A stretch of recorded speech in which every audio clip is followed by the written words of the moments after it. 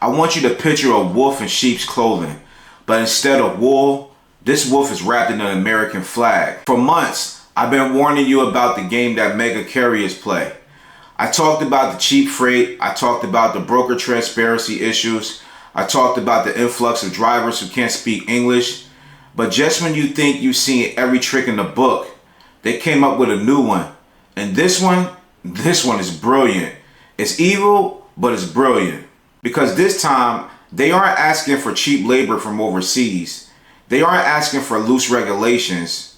No, this time, they are going to Congress, hat in hand, and asking for your tax dollars to help them recruit veterans. Now, on the surface, that sounds beautiful, doesn't it? Who could possibly be against helping our brave men and women find a career after they come home? It sounds patriotic. It sounds noble. And that is exactly why they are doing it. Because they know if you dare to criticize it, you look like the bad guy. But I'm going to be the bad guy today because I see what this really is. This isn't about patriotism. This isn't about thanking you for your service. This is about economics. This is about a billion-dollar corporation realizing that their supply of cheap, exploitable labor is drying up. So they are pivoting to the one group of people the government will pay them to hire.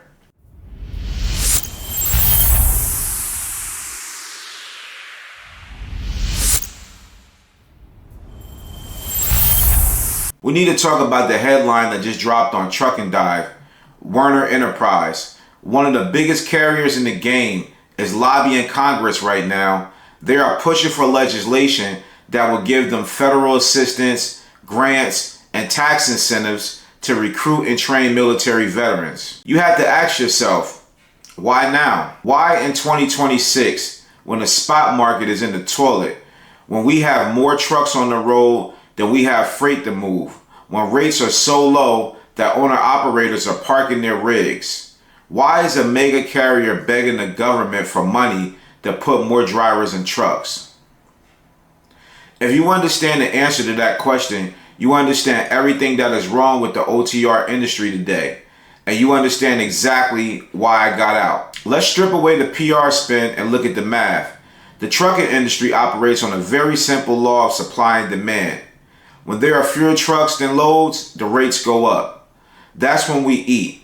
That's when you make $4 a mile, $5 a mile.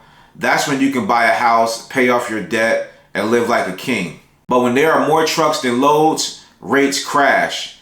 Brokers know they can lowball you because if you don't take that load for $1.20 a mile, the starving guy behind you will. So if you are an owner-operator, your best friend is a driver shortage.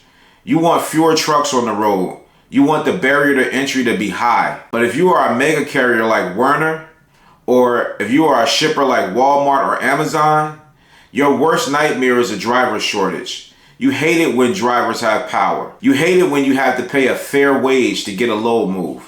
For the last 10 years, these big companies have manipulated the market to ensure there is never, ever a true shortage of drivers. They have done it by lobbying for CDL mills. They have done it by turning a blind spot to non-English speaking drivers who suppress wages. They have done it by churning through students, treating them like batteries, plugging them in, draining them dry, and throwing them away. But lately, those wells have started to run dry. We talked about the crackdown. The government is finally looking into the CDL mills. They are finally mandating English proficiency. They are finally tightening the border. The easy, cheap, exploitable labor pool is shrinking. So the mega carriers are panicking. Their entire business model depends on high turnover and low wages. They cannot survive if they have to pay veteran driver wages to everyone. They need fresh meat. They need a constant stream of rookies who don't know any better, who will sign a contract for pennies and who will live in a truck for weeks on end without complaining. So where do they go? They go to the one well that never runs dry. They go to the military. And here is the scam. They aren't just hiring veterans. They are asking you, the taxpayer, to foot the bill for it. They are going to Congress and saying, look, we have a driver shortage. We need to help these heroes. Give us tax credits. Give us training grants. subsidize our recruitment costs. If this legislation passes, Werner Enterprises get a check from the government every time they sign a veteran. They get your tax money to train a driver who will then be put into a truck to compete against you. Think about the insanity of that loop. You are an American owner-operator. You pay your taxes. The government take those taxes and give them to a billion-dollar corporation. That corporation uses that money to put a subsidized truck on the road next to you. That subsidized truck takes a load for a rate that you can't touch because their costs are covered by Uncle Sam. You lose the load, you go broke, and the cycle continues. They are using your own money to replace you. And the most disgusting part, they are using the veterans as pawns. There are so many vets who get sucked into these mega carrier military programs. This is what the vets are saying. They sell you a dream. They tell you, trucking is just like the military. It's about honor, duty, and discipline. Come drive for us. We'll take care of you. That's what they're telling these vets. So the vets sign up. They use their GI Bill benefits. They get their CDL, and then what happens? They get thrown into a truck for 3 weeks with a trainer who has only been driving for 6 months.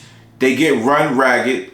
They get kept on the road for weeks, missing their families, just like they did when they were deployed. But this time, they aren't serving their country. They are serving a stock price. They realized very quickly that the honor and duty talk was just a sales pitch. They realized they are just a number. And when they burn out after 6 months, the carrier doesn't care. They already got the tax credit. They already got the government grant. They just go back to Congress and ask for more money to find the next batch. It is a churn and burn machine painted red, white, and blue. If Werner Enterprise truly cared about veterans, they wouldn't need a government subsidy to hire them. Let me say that again because it's important. If there was a real driver shortage, and if these companies really valued the discipline and skill of a military veteran, they will offer a salary that reflects that. They would say, we will start you at $100,000 a year. We will get you home every weekend. We will give you full benefits. If they did that, they would have a line of veterans wrapping around the block. They wouldn't need to lobby Congress. The market would solve the problem. But they don't want to pay market rates. They want to pay trainee rates. They want cheap labor. And the only way to get cheap labor in 2026 is to get the government to subsidize it. This is the Trojan Horse of the trucking industry. They will this big, beautiful, support our troops statue into the middle of the conversation. And while everyone is clapping and cheering, the soldiers inside jump out and slash your rates. So what does that mean for you? If you are sitting in your truck right now, maybe waiting on a load, maybe scrolling through a load board, you need to understand that the deck is stacked against you. The regulations come down the pipeline in 2026. The broker fines, the English mandates, the safety audits, those are all good things on paper. They might clean up the streets a little bit. But this Werner legislation, this is proof that the big boys will always find a loophole. They will always find a way to flood the market. If you are playing the OTR game, you are playing against a casino that never loses. You are trying to be an independent business owner in a world designed for mega fleets. You are trying to compete on price against companies that are getting their labor subsidized by the federal government. You cannot win that war. I tried. I fought it for about a year or two. I thought if I just worked harder, if I just drove more miles, if I just kept my equipment cleaner, I could beat them. But you can't outwork a rigged system. You can't outdrive a subsidy. That is why I had to make the pivot. And that is why I'm so passionate about teaching you how to do the same thing. When I looked at the landscape, I realized I had to find a place where the mega carriers couldn't go. I had to find a lane where cheap labor wasn't the deciding factor. So that's when I found Final Mile. And Final Mile, the game is completely different. When I walk into a retailer to sign a contract or a 3PL for a box truck route, they aren't asking me, how cheap can you do it? They are asking me, can you represent our brand? They are asking, can your driver speak to our customers? Can they install this appliance? Can they handle a complaint professionally? Werner doesn't want those headaches. The mega carriers are built for drop and hook. They want to move a trailer from point A to point B with zero human interaction. That's where the volume is. That's where the cheap labor works. But final mile, that requires skill. That requires communication. That requires a business owner who is hands-on. And because it requires those things, it creates a moat. It creates a wall that the CDL mills and the subsidized veteran programs can't climb over. A brand new driver who just got churned out of a Werner training program cannot do what I do. He doesn't have the training. He doesn't have the finesse. And quite frankly, the big carriers don't want to train them to do it because it doesn't scale. They want 10,000 trucks moving straight lines. They don't want to manage complex white glove deliveries. That is your opportunity.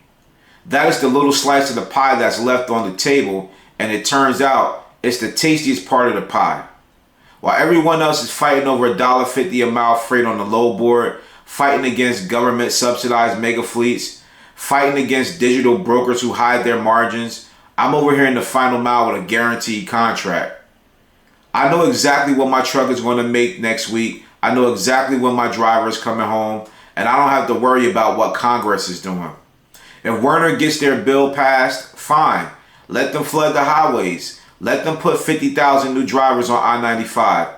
It doesn't touch me. My trucks aren't on a low board. My trucks are on a dedicated route, servicing a customer who values quality over price. That is the difference between owning a job and owning a business. If you are an OTR, you own a job, and it's a job that is constantly under threat. You are one bad regulation, one broker surcharge, or one driver recruitment bill away from bankruptcy. But if you position yourself correctly, if you get into the niche lanes like final mile, you own your business. You own an asset that has value. I want you to really let that sink in. This news about Werner isn't just a headline, it's a warning shot. It's the industry telling you loud and clear, we do not care about the owner-operator. We will replace you with anyone we can find. Immigrants, students, and now veterans on the government's dime. They are showing you their hand. They are telling you their strategy for 2026. Their strategy is replacement. So what is your strategy? Is it to complain? Is it to post angry comments on Facebook? Is it to hope that maybe, just maybe, things will go back to how they were in the 90s? We both know that's not going to happen. The 90s are gone. The good old days of trucking are dead and buried. Your strategy needs to be evolve or die. You have to look at the board and say, okay, if they are taking the highway, I'll take the neighborhoods. If they are taking the long haul, I'll take the final mile. If they are racing to the bottom, I'll race to the premium. This is why I created the box truck blueprint. I didn't make this course because I wanted to be a guru. I made it because I was angry. I was angry seeing good men and women, people who have given their lives to this industry, get pushed out by suits and boardrooms who have never driven a mile in their lives. I wanted to give you the playbook that I used to escape. I wanted to show you how to set up your authority properly so you are protected. I wanted to show you how to find these contracts so you never have to look at a load board again. I wanted to show you how to hire drivers the right way, not by churning through them, but by building a team.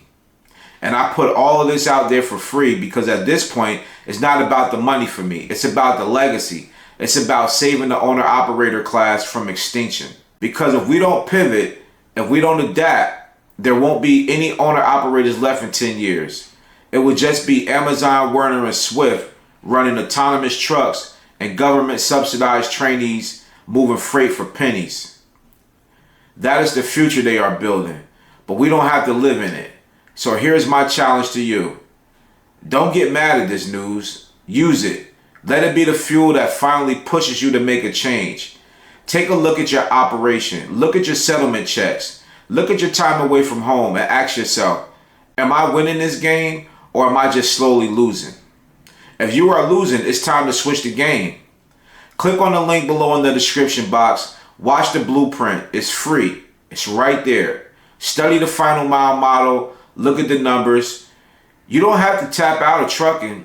You just have to tap out of the old way of trucking.